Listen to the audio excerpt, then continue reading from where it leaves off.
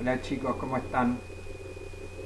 Vamos a seguir el análisis del poema Mío Cid, que parece que viene medio eterno, pero no, acuérdense que este sería el anteúltimo video que hacemos sobre el libro.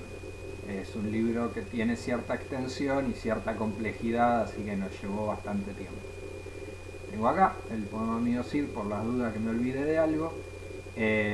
Pero la idea sería que en este video podamos aclarar cualquier duda que pudiera surgir durante la lectura del segundo cantar. ¿Sí? Eh, Va a ser una especie de resumen así nomás. Ustedes obviamente leen el texto, en el texto donde está todo, con todos los detalles, lo que ustedes tienen que saber. La idea de estos videos que voy haciendo es tratar de anticiparme a algunas dudas que les pueden quedar con el texto. ¿Sí? Muy bien. Bueno, primero, cuando empieza el segundo cantar, ustedes van a ver que empieza con: aquí comienza la gesta de Mío Cid, el de Vivar. Y van a decir, ¿cómo que aquí comienza? Si hace 60 páginas que venimos leyendo. Bueno, comienza el segundo cantar y es uno de los motivos por los que muchos autores entienden que antes de que existiera el poema de Mío Cid, tal como nosotros lo leemos, circularon versiones más cortas que tenían algunos episodios, ¿sí? Y que después esos poemas que circulaban en forma suelta son después recogidos en el libro que nosotros leemos. ¿Sí? Y desde el punto de vista argumental, el comienzo del segundo cantar continúa, digamos, lo que sería la trama bélica de la que se trató más de la mitad del primer cantar. ¿Sí? En este caso, entonces, va a ser, digamos, bastante reiterativo de cosas que ya estuvimos leyendo, porque las estructuras de cada uno de estos núcleos narrativos que representan las batallas, como dijimos, son bastante parecidas. El Cid comienza ganando la ciudad de Murviedro, donde se va a asentar finalmente. Nosotros habíamos visto que las primeras dos ciudades que tomó las abandonó o las vendió, digamos, ¿sí? Pero no se asentó allí. Sí se va a asentar con sus hombres en Murviedro.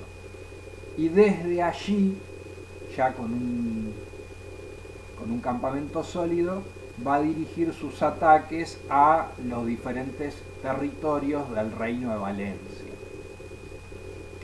Dice el texto que 3 años le llevó al Cid la campaña por la cual fue conquistando los distintos pueblos del reino de Valencia.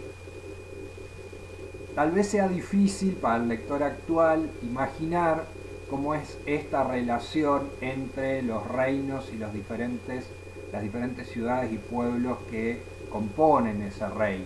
¿Sí? Ustedes imagínense que cada reino tenía una especie de ciudad capital, podríamos decir, que sería la ciudad de Valencia para el reino de Valencia. Pero que después el territorio era mucho más extenso. Sobre todo es muy importante para entender el poema Mío Cid que ustedes piensen cómo es la ciudad medieval, la ciudad amurallada, pero vamos a suponer el ejemplo de Berazategui, que todos conocemos.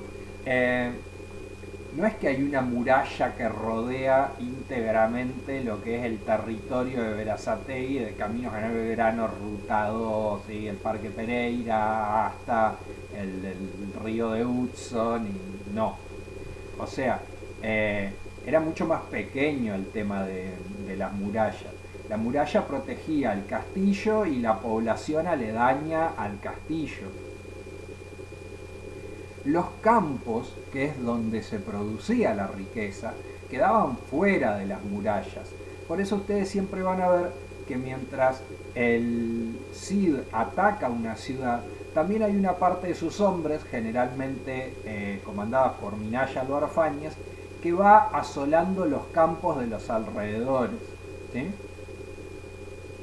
Bien, de esas pequeñas poblaciones que estaban dentro del reino de Valencia, es de las que da cuenta la conquista del Cid durante estos 3 años, antes de pasar a lo que sería específicamente el sitio de la ciudad de Valencia, que llevó 9 meses más. ¿Sí? Muy bien, obviamente en todas estas campañas el Cid siempre es vencedor. El reino de Valencia se rinde por el asedio, por el hambre. Hay una descripción bastante fuerte del hambre en la ciudad de Valencia. Dice que ni los padres podían ayudar a sus hijos, ni los hijos a sus padres, porque no había ni un mendrugo de pan ya para comer. Al quedar sitiada la ciudad, y como yo les digo, los campos están afuera, no pueden acceder entonces a la entrada y salida de mercadería. Una vez que se agotan las provisiones que hay dentro de la ciudad, ya no reciben más provisiones desde afuera, y obviamente dentro de la ciudad no pueden cultivar, porque es una ciudad. ¿Sí? Bueno, así que en 9 meses se rinde la ciudad de Valencia, y el Cid queda señor de Valencia. Piensen que Valencia era un reino, o sea que los territorios del Cid serían equivalentes a los de un rey de España, ya después de toda esta campaña de casi 4 años. ¿Sí? Obviamente el Cid no puede nombrarse rey a sí mismo, él sigue siendo un señor feudal, porque los estamentos medievales justamente no son clases sociales, sino estamentos, porque no son móviles. O sea, el Cid no puede cambiar su título de nobleza. Nació siendo un señor feudal y probablemente se muera siendo un señor feudal. Pero en cuanto al poder y la riqueza que acumuló durante toda esta campaña, es equivalente a la de un reino. ¿Sí? Bien, ahí cuando se enteran de que el Cid conquistó Valencia, un pequeño reino moro vecino de Valencia, que es el reino de Sevilla, lanza un ataque contra el Cid para tratar de sacarlo de Valencia antes de que estén bien asentadas sus fuerzas, pero ese ataque es nuevamente repelido.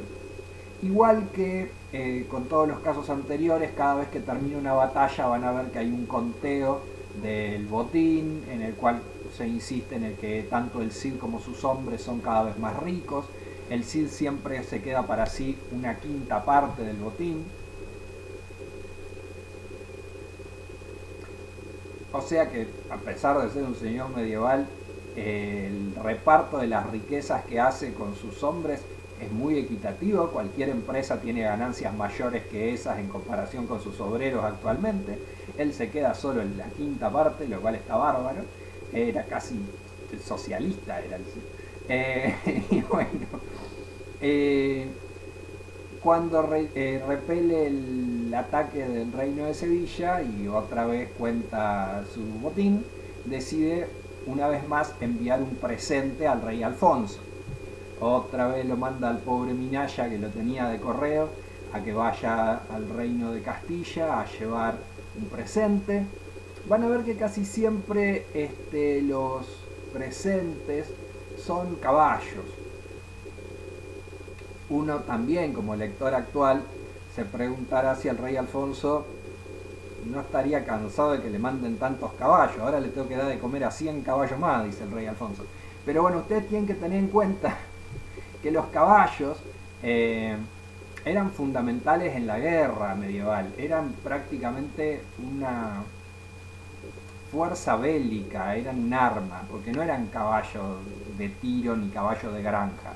Eran caballos de los que se usaban para la guerra, ¿sí?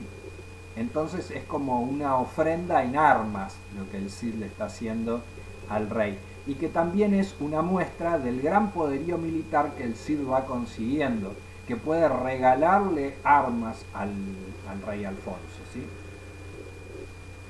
Bien, acá cuando antes de que el presente del Cid llegue al rey, ocurre otra cosa que puede parecer menor pero es importante, y es la aparición de un personaje que aparece acá por primera vez, que es Don Jerónimo, a quien el Cid va a nombrar obispo de Valencia.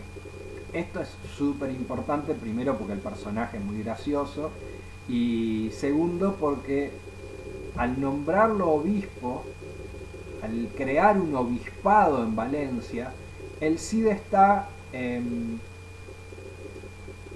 asentando el hecho de que Valencia dejó de ser un reino moro para convertirse en un reino cristiano.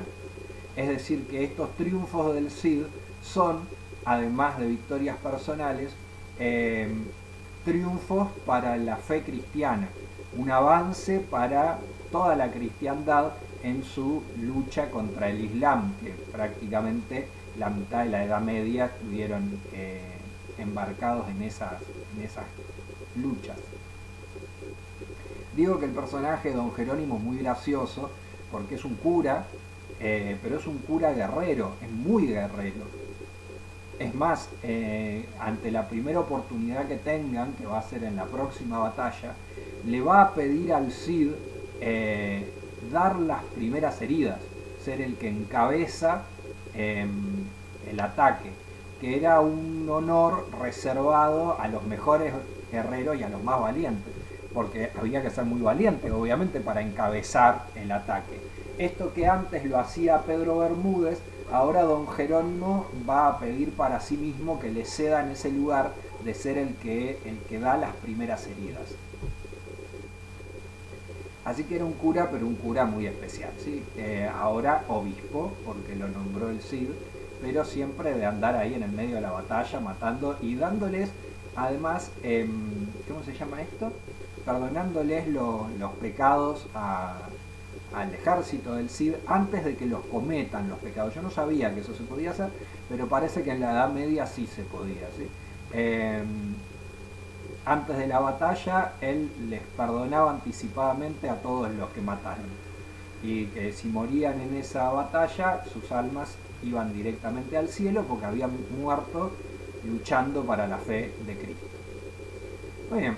Bueno, así que de eso también lleva la noticia Álvar Fáñez hasta Castilla, de que el Cid venció, conquistó ya todo el reino de Valencia, nombró un obispo en el reino de Valencia y sigue considerándose vasallo del rey Alfonso, y ahí le manda 100 caballos más. Acá el rey Alfonso nuevamente recibe el don con placer, ¿sí? Pero García Ordóñez, que es el viejo enemigo del Cid, el que lo enemistó con el rey en primera instancia, hace un comentario así como que quiere hacerse el irónico, de decir, ¿qué pasa en tierra de moros? Que no queda ningún hombre valiente capaz de enfrentarse al Cid. Y el rey lo recorta en seco y le dice, como sea, mejor me sirve que vos. Y lo hace recallar.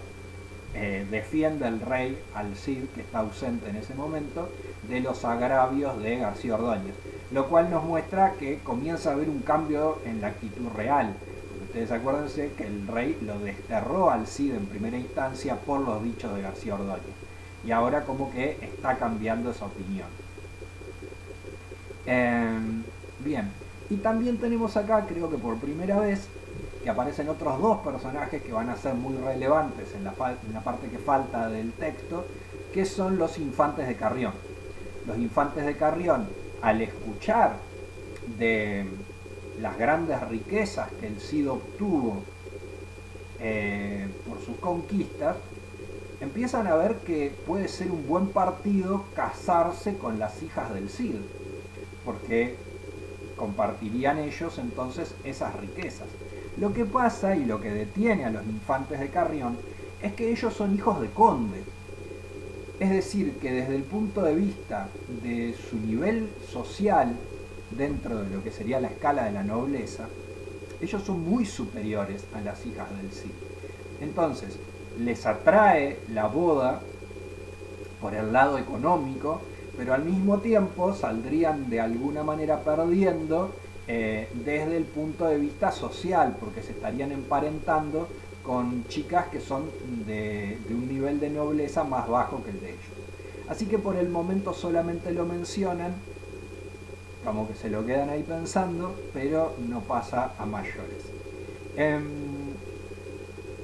Tras la conquista de Valencia, el Cid va a hacer una especie ya de censo, digamos, de sus hombres, porque al principio era sencillo porque eran poquitos, pero ahora sus fuerzas son tan grandes que no sabe bien ni cuántos son, y encuentra que tiene 3.600 caballeros. Con lo cual se puede establecer ya y está en condiciones de defender las tierras que conquistó. Por eso esto va a ser, la ciudad de Valencia, el asentamiento definitivo del Cid en lo que queda del libro. Se termina, digamos, este peregrinar del Cid de una ciudad a otra y ya se va a quedar definitivamente en el reino de Valencia. Bueno, ahora va a haber un segundo episodio que prácticamente va a repetir casi todas las cosas que yo acabo de decir.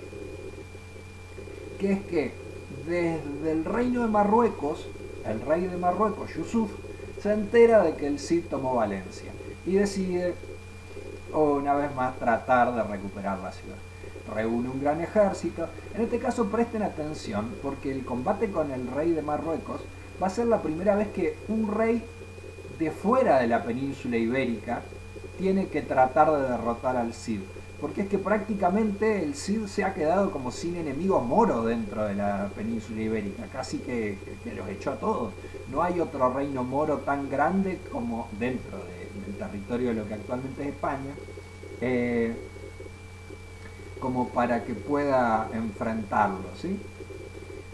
Entonces va a ser la primera vez que un rey moro, pero del norte del África, reúne un ejército, cruza el Mediterráneo y va a tratar de atacar al Cid, ¿sí? Mientras tanto,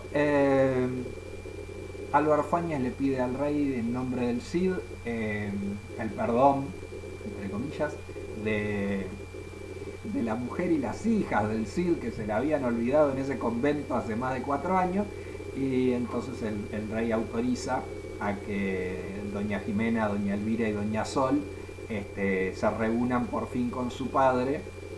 Claro, hay que entender, chicos, hay que tratar de entender un poquito que el Cid todos estos 4 años se los pasa en guerra constantemente.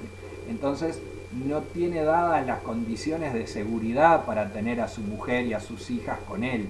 Por eso recién cuando se asienta definitivamente en la ciudad de Valencia, donde ellas van a poder estar a salvo y él no tiene ya pensado seguir sus conquistas, recién ahí las manda a buscar. Me imagino que se habrá sorprendido de ver las grandes a las nenas, ¿sí? Porque 4 años como mínimo pasaron. Bien, el rey manda una pequeña comitiva a acompañar, a escoltar a la mujer y las hijas del Cid hasta la frontera. Viajan, hacen el viaje siempre a través de la vía de Medina, donde hay un vasallo del Cid que es moro, que es el moro Abel Galbón, pero que es un moro cristianizado, ¿sí? Y que ahora es vasallo del Cid. Y bueno, llegan a la ciudad, por fin se reencuentran, la mujer y las nenas asombradas de las riquezas que ahora poseen, las riquezas, las tierras, los ejércitos, todo, ¿sí? Y ni bien ellas están ahí llegando y asentándose en sus nuevos dominios, todas contentas ahí, llegan las tropas de Marruecos a asediar la ciudad. Ahí hay alguna descripción de cómo las chicas se asustan mucho al ver a los moros. Eran medio tontitas también. no solamente que porque estaban encerradas hacía muchos años, ¿no? Pero como que todas las asustaba mucho. Hay como un gran contraste entre lo que son las figuras masculinas súper valientes y estas figuras femeninas que se asustan hasta de los pajaritos, ¿sí? Es más, se asustan de los tambores, cuando escuchan los tambores de los moros. ¡Ay, Dios, qué miedo! Y el Cid les dice que no se preocupen, que en 15 días como mucho les trae esos tambores para que vean lo que son, porque se asustaban del ruido de los tambores. Bueno, El Cid les explica de alguna manera a la esposa y a las hijas que nada, que la vida es así, en tierra de moros, que ellos viven peleando, así que no se asusten, que no queda más remedio que salir y pelear. Las deja a ellas en una torre del castillo para que estén a salvo y se va a producir un nuevo combate en el que el Cid nuevamente va a salir victorioso. En este caso las fuerzas del Cid estaban en menos de 4.000 hombres, pero el ejército que venía a combatir contra ellos era de 50.000. Se mantiene siempre la proporción de que aunque el ejército del Cid es cada vez más grande y más poderoso, el ejército que los ataca siempre es muchísimo mayor que la fuerza de los cristianos. Nuevamente el Cid vence, nuevamente se rellena de riqueza, cada vez más. Nuevamente manda un presente al rey, muy rico. El rey está cada vez más convencido de perdonarlo, pero acá ocurre un hecho que va a ser decisivo y que es lo que de alguna manera determina el perdón final. Y es que los infantes de Carrión, que la vez anterior habían mostrado cierto interés en casarse con las hijas del Cid, ahora viendo que prácticamente duplicó las riquezas que tenía, ya no les queda ninguna duda. No les importa tanto la condición social como las enormes riquezas que tienen las hijas del Cid, y les piden al rey que intervenga para pedir la mano de las hijas del Cid. El rey, para pedir la mano de las hijas del Cid, tiene que finalmente decidirse a concederle el perdón. Así que así se lo comunica a Álvar Fáñez y a Pedro Bermúdez, que eran los que encabezaban la comitiva esa vez, y ellos dos le llevan las noticias al Cid de que el rey lo perdonaba, le pedía un encuentro personal, estas vistas que van a encontrar ahí en el texto, para concederle su perdón, y le pedía como parte de la reconciliación la mano de las hijas. El Cid está muy contento, pero extrañamente para nosotros duda cuando le dicen esto, y no sabemos por qué, y probablemente no sepamos por qué. Se puede pensar que lo que al Cid no le convence demasiado de las bodas es esta misma diferencia social de la que hablábamos. Él es un señor feudal, dentro de la nobleza ocuparía la escala más baja, y ellos son hijos de condes.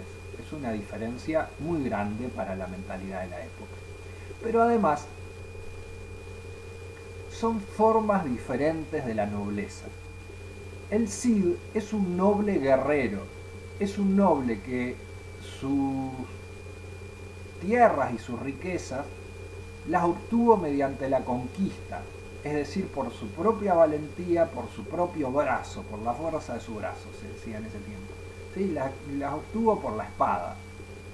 Mientras que los infantes de Carrión son nobles cortesanos, son nobles por herencia, y su vida transcurre dentro de las cortes.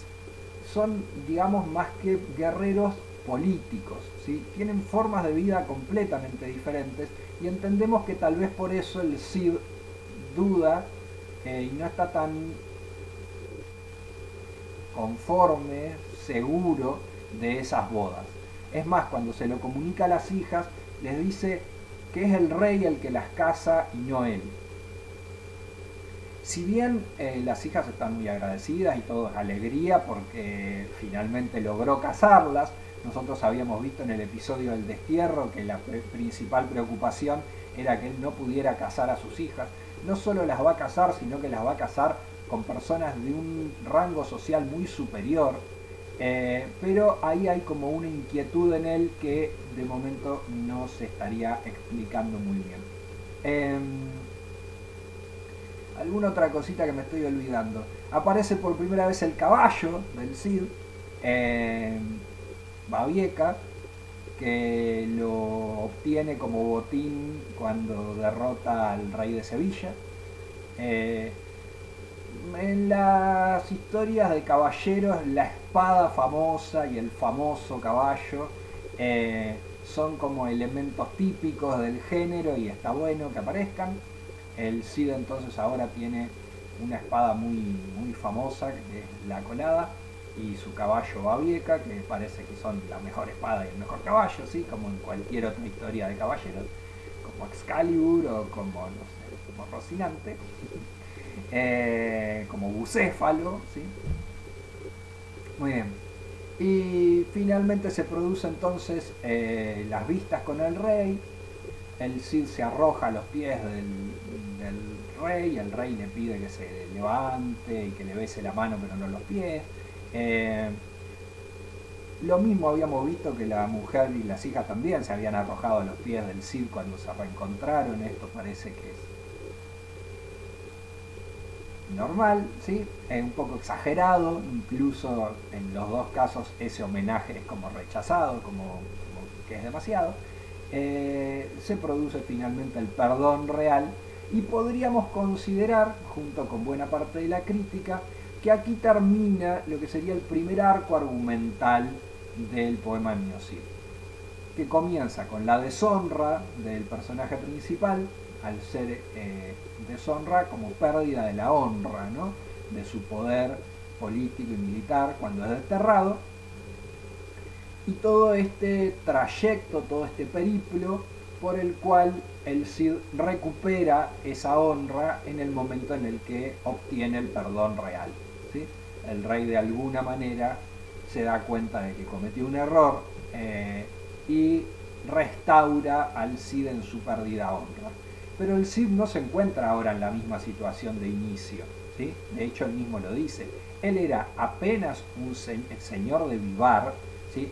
Y ahora tiene el poder de un rey de España, ¿sí? De uno de los reyes que viene. Es señor de Valencia. Muy bien, y más o menos con las bodas de las hijas del Cid terminaría el segundo cantar. Como les digo, esto sería el primero de los dos arcos argumentales, ¿sí? El tercer cantar va a tener una estructura completamente diferente de estos.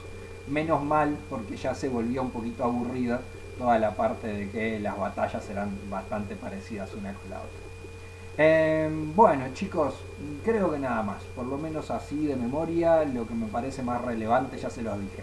De todas formas, si cuando ustedes leen el texto les queda cualquier duda o me quieren preguntar cualquier cosa, como siempre, me preguntan por acá o me preguntan por el Classroom, ¿sí? El libro al final lo agarré de gusto porque no lo usé para consultar nada. Nos vemos la próxima, les dejo un abrazo grande, cuídense.